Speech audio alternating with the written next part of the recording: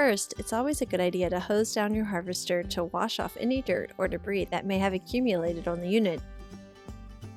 If the harvester is severely soiled, a soft, bristled brush may help loosen any clung-on dirt. The rest of this video will address several issues that may need to be corrected on your harvester: a loose or wobbling drum, broken ejection fingers, bent or broken wheel tines, and loose fingers or misalignments.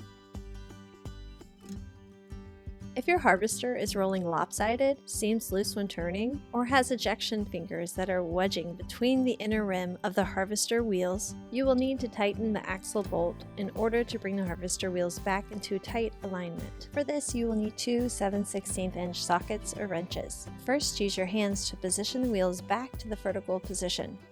The wheels should be perpendicular to the table. Use one wrench on each side of the axle rod. Begin to slowly tighten until the wheels are firmly back into alignment. A properly tightened axle will still allow the wheels to roll smoothly and turn. If you over-tighten your wheels, they will be stiff and not roll on the ground. Occasionally, an ejection finger may break or wear through.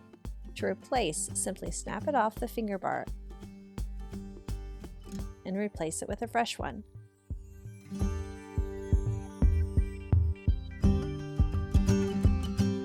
Sometimes a stick or other object may bend a wheel tine. Most of the time, you can just bend it back into place. But even if it breaks completely off, a few broken tines won't affect the functionality of your unit.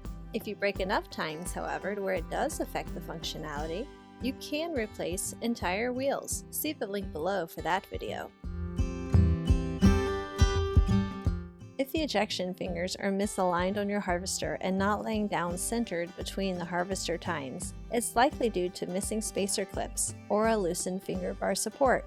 First, check that the harvester drum's axle rod is properly tightened, as previously shown in this video. Next, ensure that the finger bar and lower support are adequately tightened. With the basket off, hold on to both triangle side brackets and attempt to shift them in opposite directions. A properly tightened unit should maintain its rigidity and not shift too much. If it's loose, use two 7/16" socket wrenches to tighten.